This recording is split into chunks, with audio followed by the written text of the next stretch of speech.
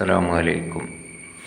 എൻ്റെ എളാപ്പയും ഈയടുത്ത് വഫാത്തായ വലിയൊരു പണ്ഡിതനുമായിരുന്ന ബാപ്പു മുസ്ലിയാർ വടശ്ശേരി എന്നവർ എന്ത് വിഷമഘട്ടങ്ങൾ വന്നാലും ഞങ്ങളോട് ഉപദേശിക്കാറുണ്ടായിരുന്നു അള്ളാഹുവിൽ തവക്കുൽ ചെയ്യാൻ വേണ്ടി.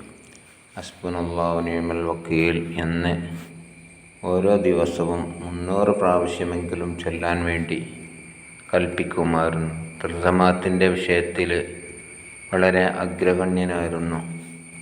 ദ്വീപിലെ ഒരു തങ്ങളാണ് കാപ്പാട് കുഞ്ഞസ്സം മുസ്ലിയാർ എന്ന വലിയ മഹാപണ്ഡിതൻ്റെ അടുത്ത് അദ്ദേഹം ബാപ്പു മുസ്ലിയാർ ഓതി പഠിക്കുന്ന കാലത്ത് നല്ല ബുദ്ധിയുള്ള, നഹ്വിൻ്റെ വിഷയത്തിൽ നഹ്വിലൊക്കെ നല്ല പാണ്ഡിത്യമുള്ള, അൽഫിയൊക്കെ ഷറടക്കം കാണാപ്പാടമുള്ള വിദ്യാർത്ഥിയായിരുന്നത്ര അന്ന്.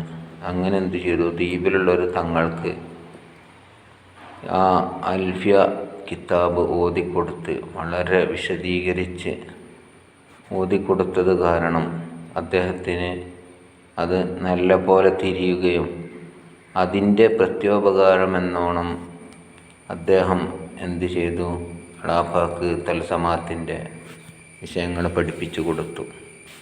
അതോടുകൂടെ തൻ്റെ ആത്മീയ ഗുരുവും സ്രോതസ്സുമായ മൗലാനുൽ മർഹൂം താജുൽ ഉലമ KK സദഖത്തുള്ള ഉസ്താദിൻ്റെ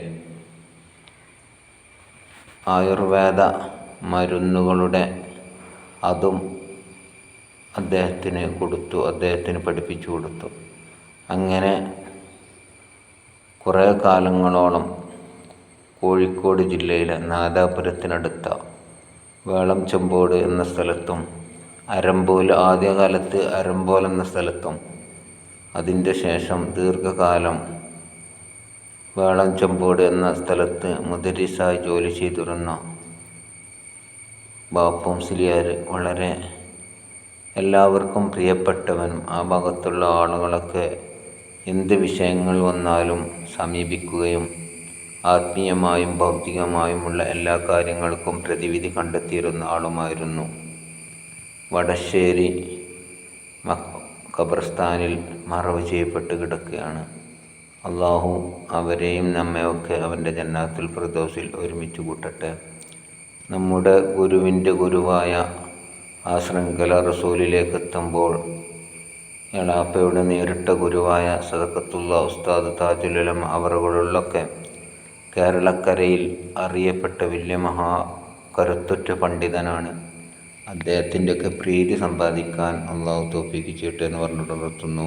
ദുആ വസിയത്തോടു കൂടെ നന്ദി, നമസ്കാരം. അസ്സലാമു അലൈക്കും വറഹ്മത്തുള്ളാഹി.